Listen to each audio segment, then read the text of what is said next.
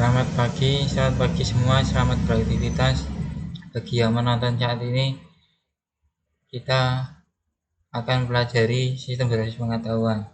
Sistem berbasis pengetahuan yaitu sistem berbasis pengetahuan atau knowledge. Knowledge itu pengetahuan. Jadi semua pengetahuan itu bisa disistemkan dan berbasis. Dan dari ini, kalau di sini akan membahas yang berbasis pengetahuan tentang bagaimana game bisa berjalan atau metode AI. Metode AI itu sendiri adalah nama atau singkatan dari Artificial Intelligence, yaitu kecerdasan buatan. Yang yaitu terus intinya itu, habis itu dasar-dasarnya yaitu mulai dari dasar sistem berbasis pengetahuan. Sistem adalah sistem atau cara basis mendapatkan atau yang terkaitan pengetahuan adalah pengetahuan. Jadi sistem berbasis pengetahuan adalah bisa bertaut, bisa itu langsung saja ke materi. Teknologi informasi dalam manajemen pengetahuan. Sistem berbasis pengetahuan. Siklus sistem manajemen pengetahuan ada 1, 2, 3, 4, 5, 6, 7. Ada 7, yaitu pengetahuan, menciptakan, menangkap, menyaring, menyimpan, mengelola, dan menyebarkan. Sistem berbasis pengetahuan yaitu sistem berbasis yang dari pengetahuan. Jadi ini digambarkan seperti bola roda gitu, yang siklusnya berputar. Pengetahuan ke menciptakan, ya, pengetahuan dari dasarnya itu pengetahuan, terus menciptakan apa yang kurang gitu. Maksudnya apa yang kurang itu terus menciptakan ide-ide hal baru. Habis itu menangkap yaitu menangkap informasi, terus menciptakan, menangkap, menyaring ini adalah proses atau kotak gitu. Di flowchartnya itu proses menyaring, menyimpan, yaitu kayak gambar kotak tapi ada apa menurut sedih niku, mengelola, menyebarkan, ke pengetahuan lagi. Jadi siklusnya berputar terus. Setelah pengetahuan, menciptakan, menangkap, menyaring, menyimpan, mengelola, menyebarkan pengetahuan. Karena kita berbicara tentang AI atau Artificial Intelligence, jadi akan terus berputar, berkembang sampai ya nggak ada habisnya, berkembang terus. Teknologi lah. Siklus sistem manajemen pengetahuan secara dinamis ditingkatkan dari waktu ke waktu.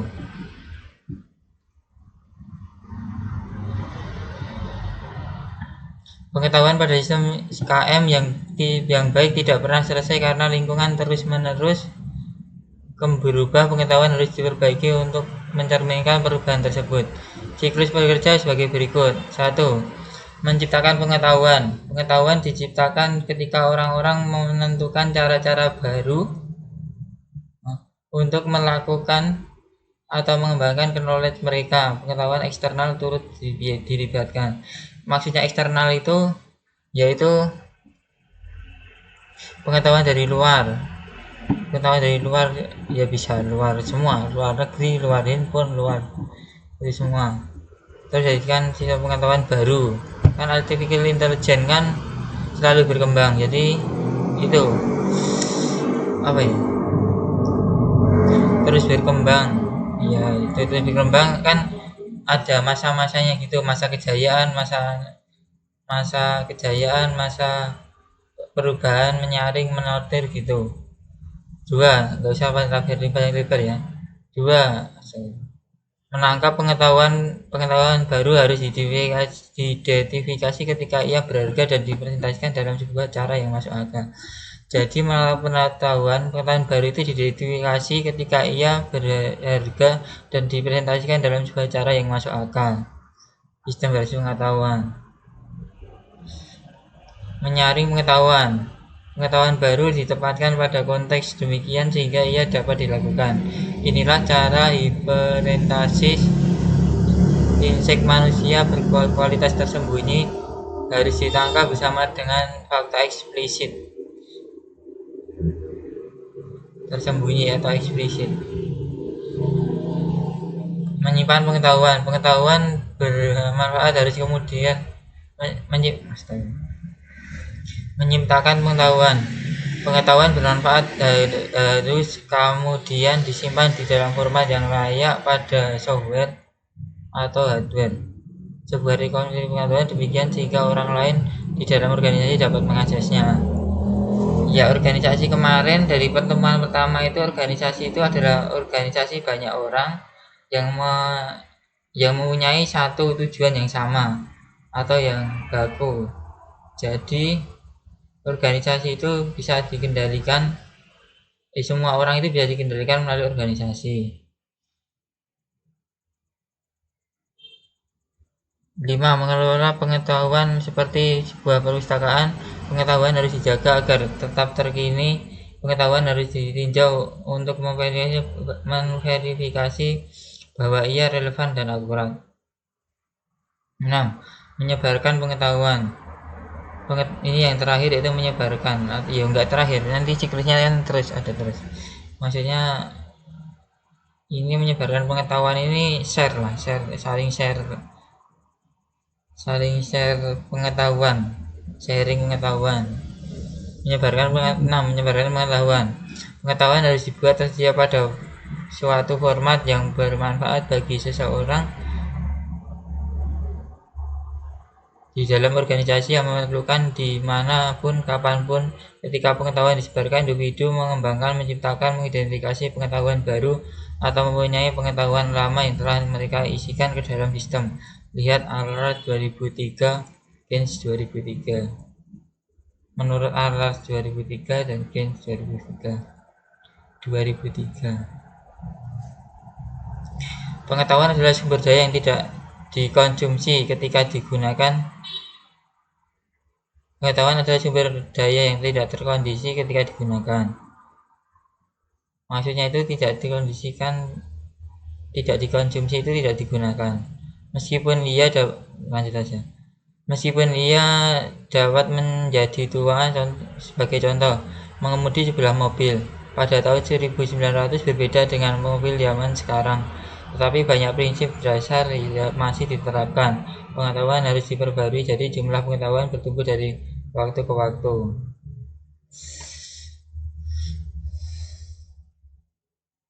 Kayak mobil itu dasarnya kan masih sama, maksudnya metode maju mundur, belok kanan belok kiri, itu kan masih di SBP ada.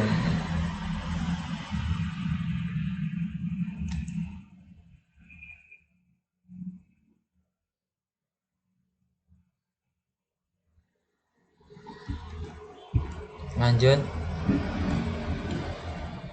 manajemen pengetahuan. Komunikasi. Dampak web dari komunikasi yaitu GUI yang konsisten dan ramah pengguna untuk klien. Peranti komunikasi telah ditingkatkan, akses nyaman dan cepat ke pengetahuan dan individu yang punya banyak pengetahuan. Dampak pada web. Pengetahuan yang telah ditangkap dan dibagi digunakan untuk meningkatkan komunikasi, manajemen komunikasi, dan teknologi komunikasi.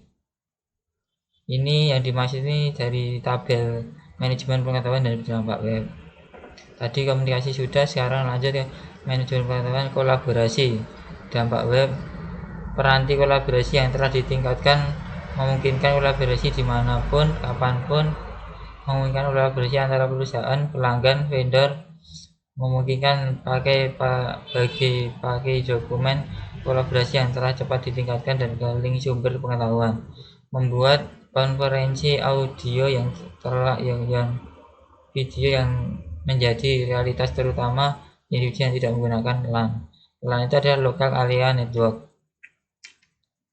Ini lokal, jadi dari gedung ke gedung itu networknya LAN lokal area network, yang bisa mengakses cuma di kampus itu, di suatu perusahaan doang, di satu perusahaan dan cabang-cabangnya. LAN sih. Tempat penyimpanan dan perolehan kembali. GUI konsisten dan ramah pengguna untuk klien. Server menyediakan tempat penyimpanan dan perolehan kembali pengetahuan yang efisien dan efektif.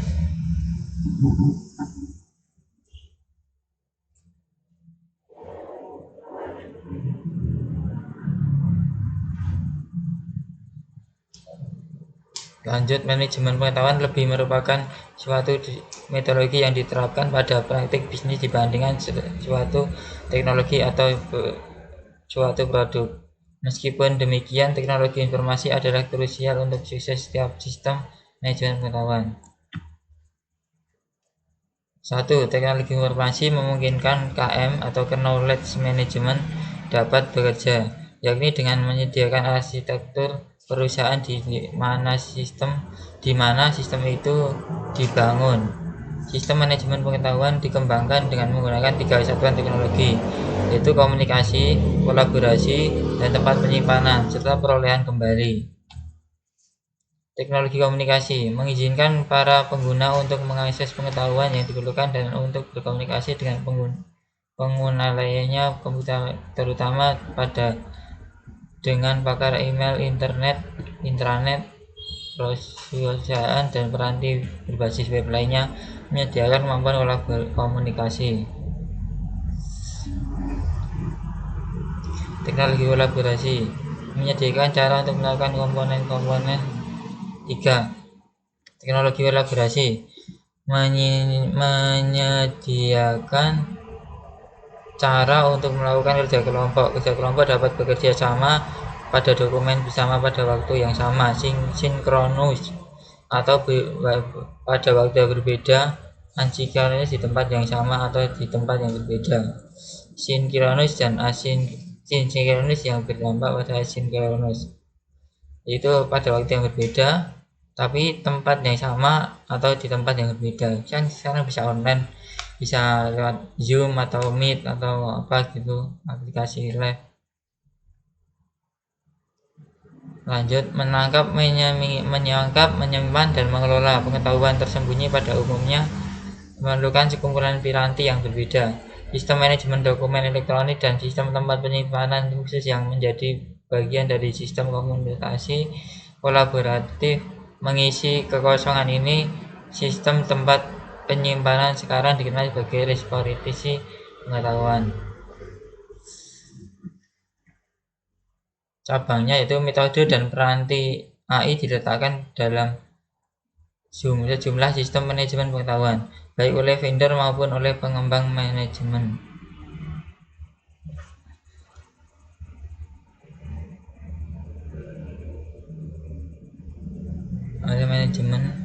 Pengembang sistem, manajemen pengembang sistem. Lanjut, metode AI dapat membantu mengidentifikasi keahlian, menimbulkan pengetahuan secara otomatis dan semi otomatis, mengantar antar muka melalui pemrosesan bahasa alami dan pencarian cerdas melalui agen cerdas. Lanjut, metode AI dikhususkan sistem pakar, jaringan saraf, Fuzilonic, dan agen cerdas digunakan dalam sistem manajemen pengetahuan untuk melakukan hal berikut. 1. Membantu dan meningkatkan pencarian pengetahuan, misal agen cerdas dalam pencarian web. 2. Membantu menetapkan profil pengetahuan individu dan kelompok. Lanjut, 3. DNA MOL, membantu MOL atau MOL. DNA MOL atau DNA MOL membantu menentukan kepentingan relatif dari pengetahuan ketika ia dikontribusikan untuk diakses dari repositori pengetahuan.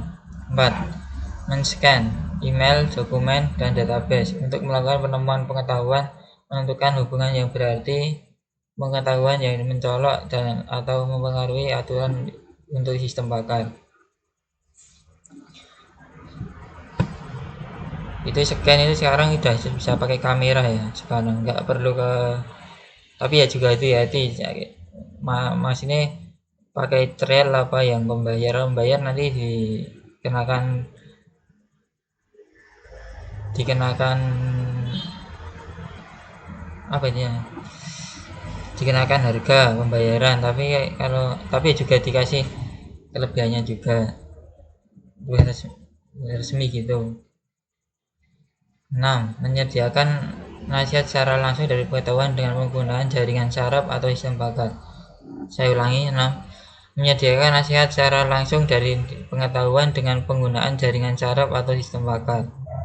7. Menyediakan suatu bahasa alami atau antarmuka pengguna yang dikendalikan voice command untuk semua sistem manajemen pengetahuan.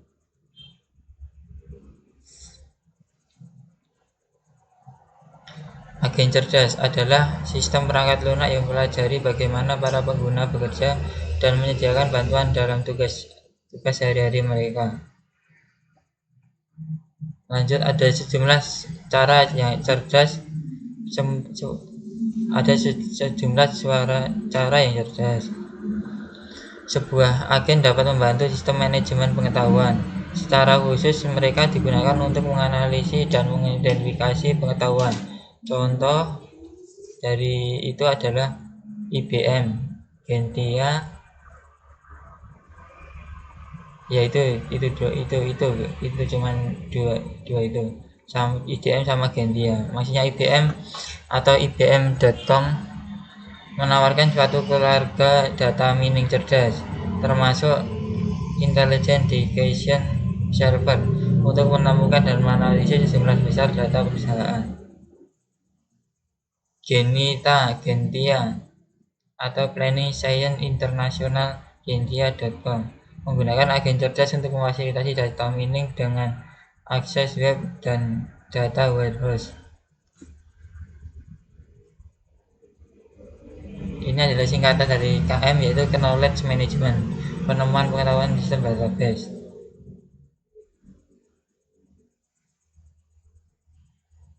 Ya, ini adalah kerangka, langsung lagi di skip aja ya. Kerangka kerja data mining, model tersembunyi, data mart, data warehouse, database. Pertama ya database, terus kedua data ware dulu, host, terus habis itu bercabang ke data mart, atau itu ibaratnya dari tersembunyi dari bawah ke atas gitu, kayak palawija itu tumbuhan itu kan dari ahlinya, ini dari sumbernya, kemudian hasil baginya enggak terkandung sumbernya, habis itu bercabang menjadi 3 data warehouse, yaitu. Lanjut ke ekspansilisasi, sosialisasi, kombinasi, internalisasi, model eksplisit atau tersembunyi. Ini model sembunyi, model eksternal, model sembunyi, model esensial, dan model eksplisit. Lanjut aja ya, skip aja. Kalau mau dijelaskan ya, coba jelasin ya, saya pengetahuan saya. Ini kan dari metode model tersembunyi, eksternalisasi, model eksplisit, itu kan ada 3, yaitu bisa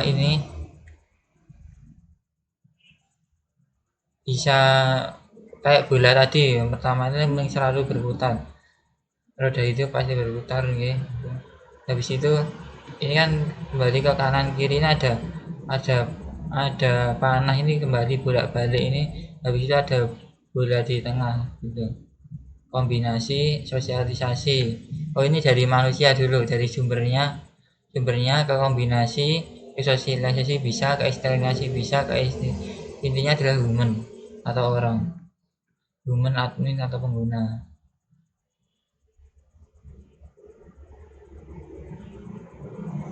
Kerangka ini lanjut aja, skip. Di sini kita akan membahas game sesuai arahan dari Bu Dosen Bu Desi Anakarda. Saya akan menjelaskan game POW yang dari 4 itu. Ini kalau nanti dipelajari insya Allah kelamaan dari 4 ini. Nanti aku jelasin dasar-dasarnya langsung aja. Bismillahirrahmanirrahim. Assalamualaikum warahmatullahi wabarakatuh.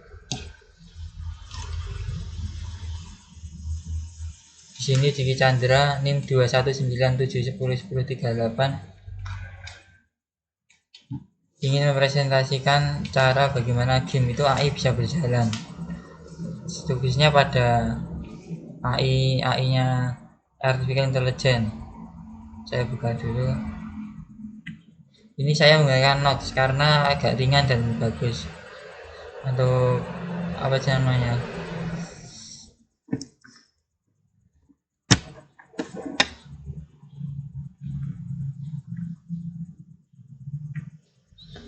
untuk menjalankan run GamePow.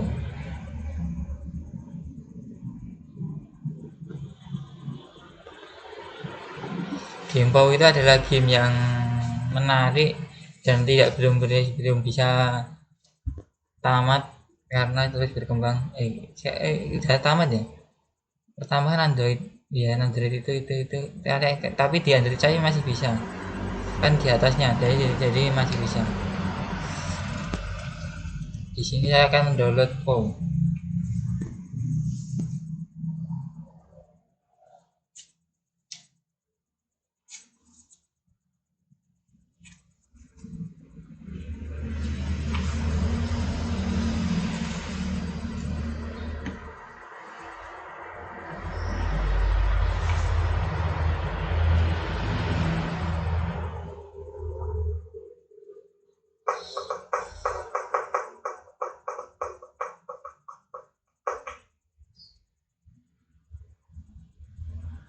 Sebentar, masih menunggu.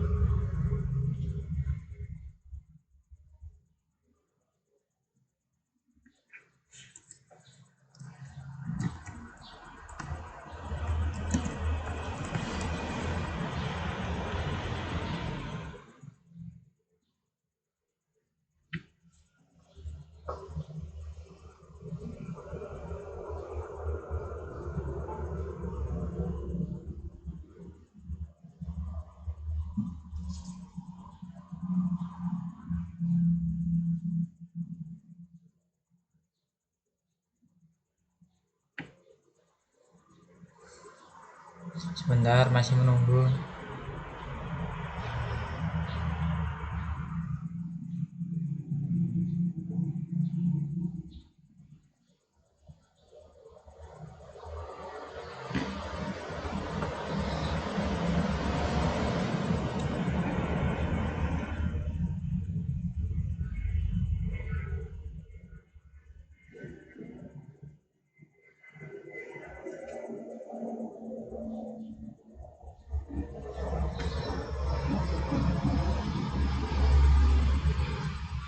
Menunggu apa di cancel aja.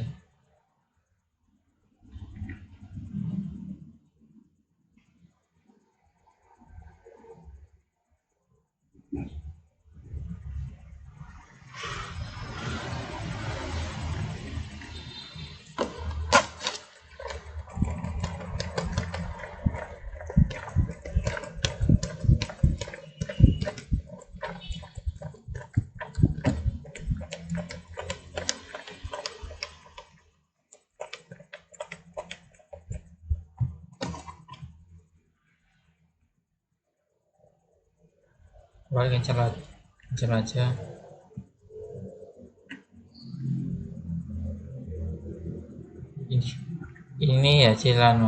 Ini hasil pembuatan software aplikasi lewat Android Studio saya. Ada tugas 4, tugas 5, UTS, atau ini latihan 1 dan project 10 lebih ini.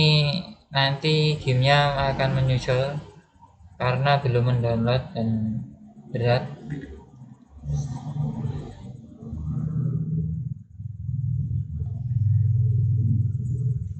Atau sekarang aja ya, lanjut aja.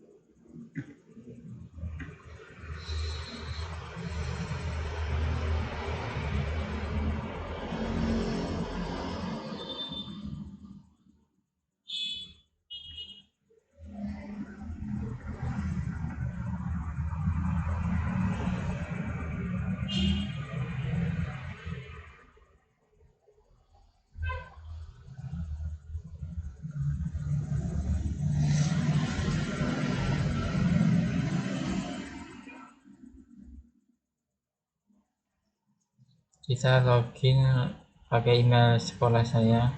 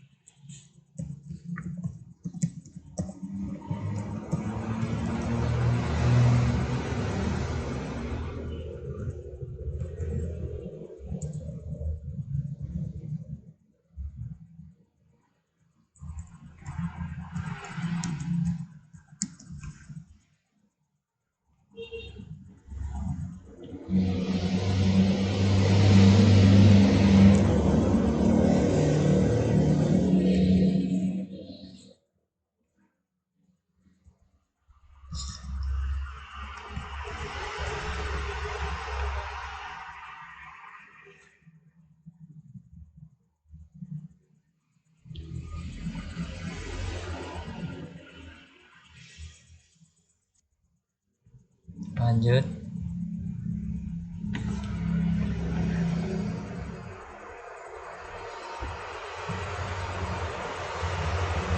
Saya setuju, ini kebijaksanaan dari sana.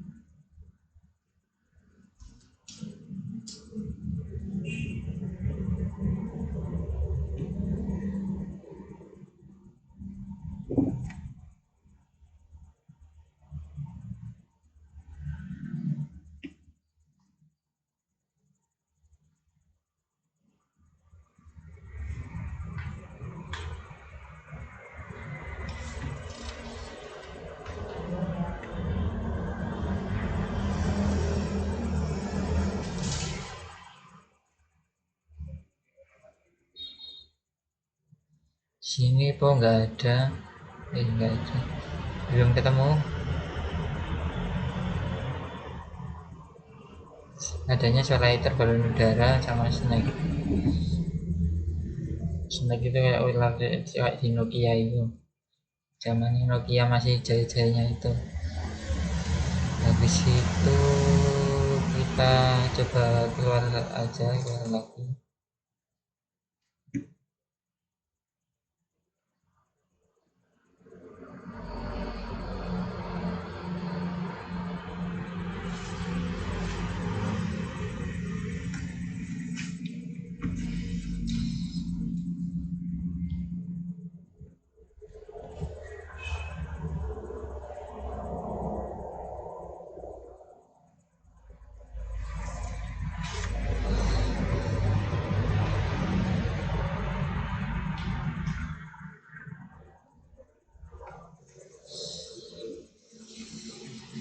Sebentar, bisa.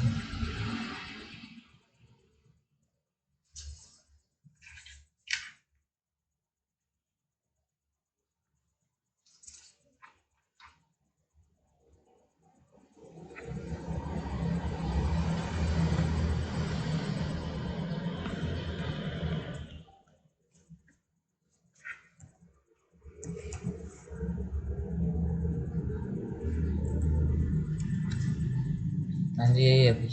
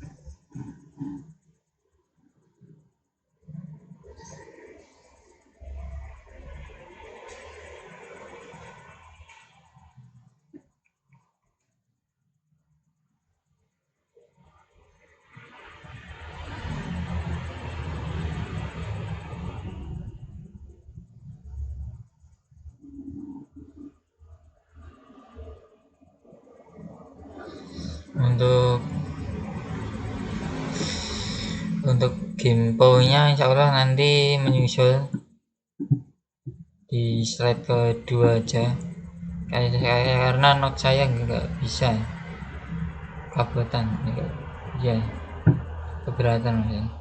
Ya udah, cukup di sini dulu. Semoga ilmunya barokah, bermanfaat bagi semua, dan saya doakan agar lulus dari sistem informasi pengetahuan. Wassalamualaikum warahmatullahi wabarakatuh. Misi, selamat siang.